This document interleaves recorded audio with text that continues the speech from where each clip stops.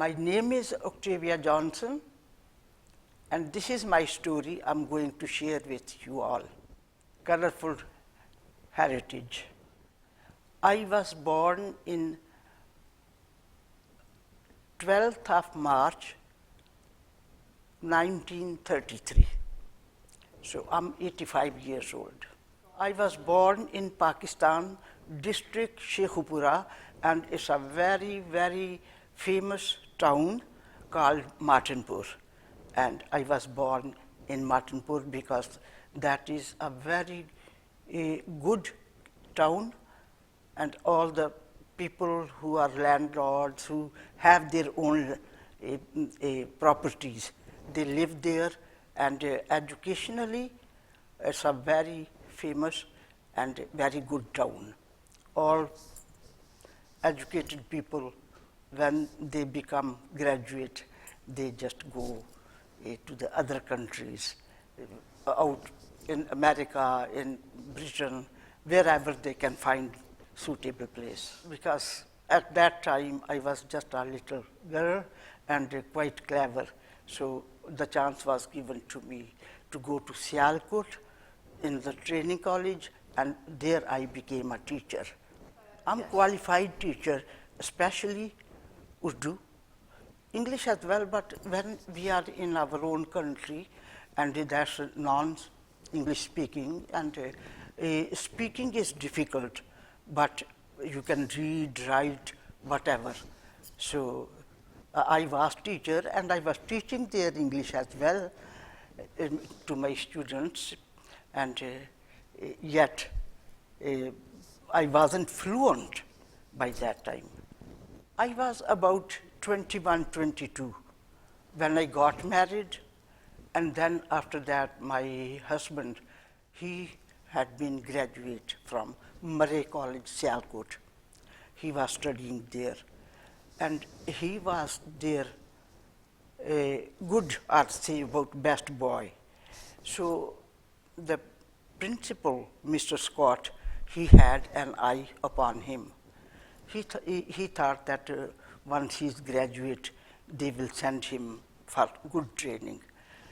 Only a year he was back, qualified, and a demand from Church of Scotland, and they asked for one minister who has this training, BD, that's religious training, and he became minister as well. So that's how Church of Scotland demand, and Church of Pakistan, they said that we don't have any other but newly trained person just came back from Sirampur. If you don't have any objection, we can give you.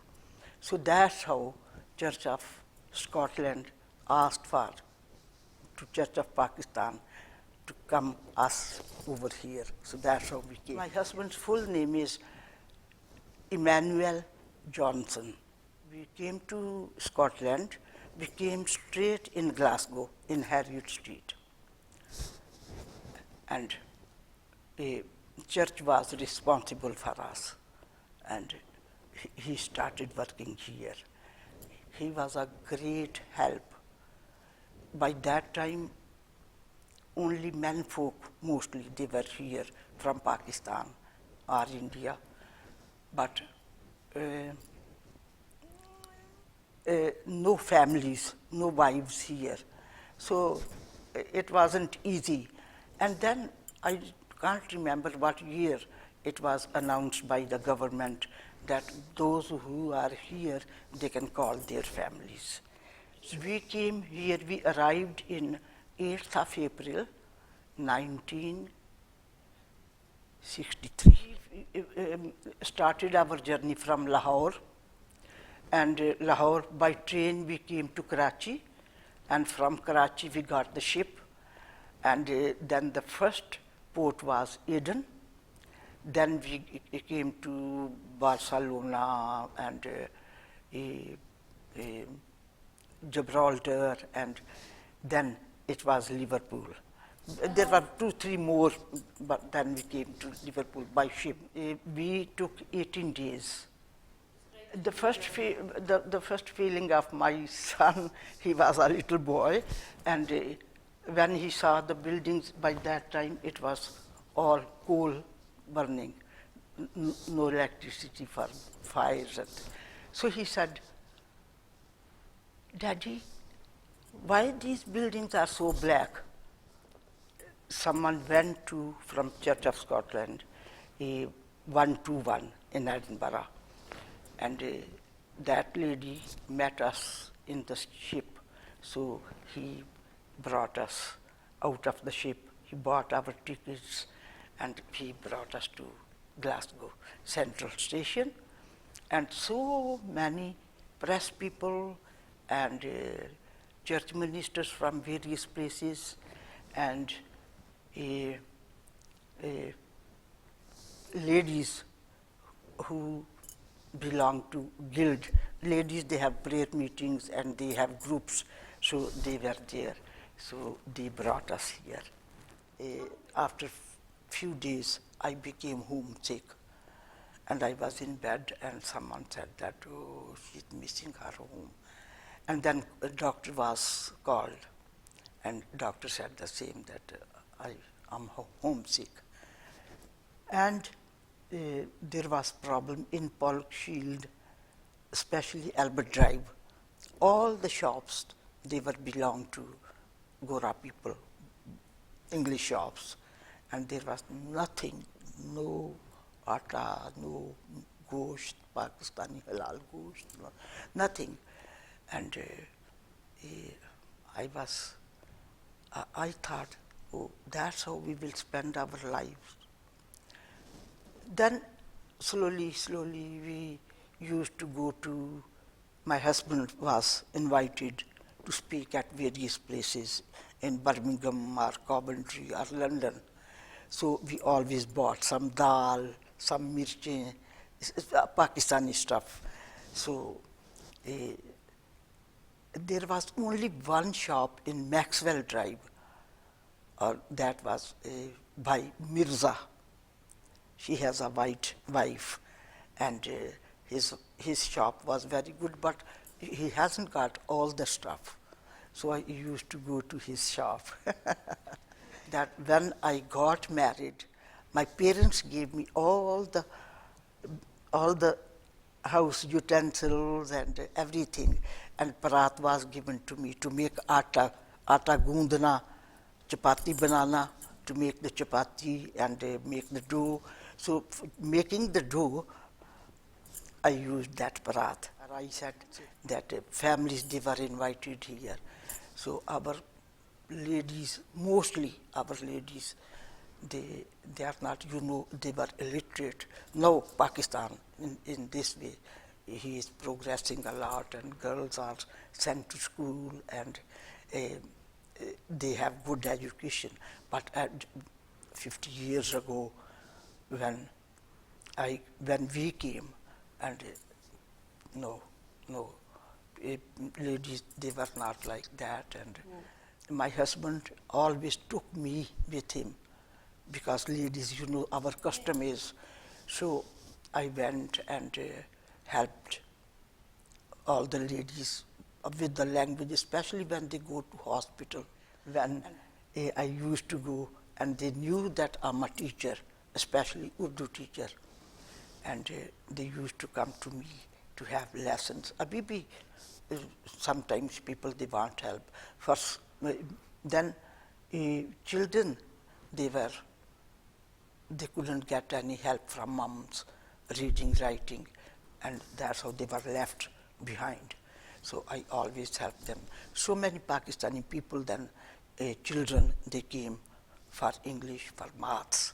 So I did their help. Health visitors, nurses, they came to me to get Urdu lessons. So when they visit in Asian homes, that will be the help to speak, to understand a bit. So about a year, 2 years, and very good speakers then.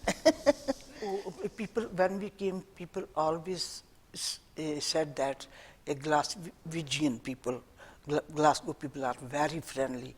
That's how we found them, that they are really good people, kind people. They give you a smile. In the beginning, it was strange to me because, especially when someone opposite sex, boy or a man, passing, and we put our head down, never looked at them. And here, everybody smiled at you, and that was a wonderful thing. When my younger daughter, she went to school, after 7, 8 years, then I started schooling. So I worked here, mostly in small children, nursery school children. So to my own children, Pakistani children, to them I always taught, as I said, English and maths.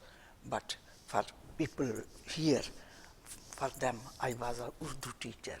So actually, I think that sometimes it is God's purpose from your life.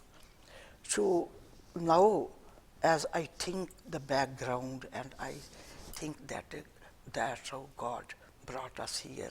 My husband passed away, and then I was not the same. I was very sad, upset.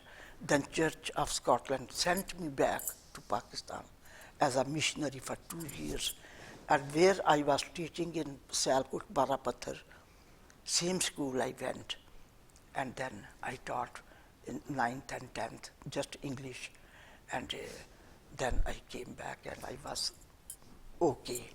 That grief was a lesson. And sure. Now I think I'm a really new person. Most of my time just goes in prayers and Bible study and thinking how you can help our people or anyone, not only Pakistani, anyone who is needy, as the Bible teaches us that help to those who are needy. I am Christian person, and I want to help everyone. The place I live in 37 Harriet Street, mostly after 50s they are taken in, not before that, old people. And I am very good. Jesus Christ said that help your neighbor and love them. As you love yourself, love your neighbors. So whatever they are, whether they are Pakistani or Indian or Scottish, I speak to them very nicely. Mostly I speak that how we can spend our lives in good causes and how we can help each other. Whenever I make dinner, khana, samosas, pakora, kebab, I always give to my neighbors, and they are all very good friends.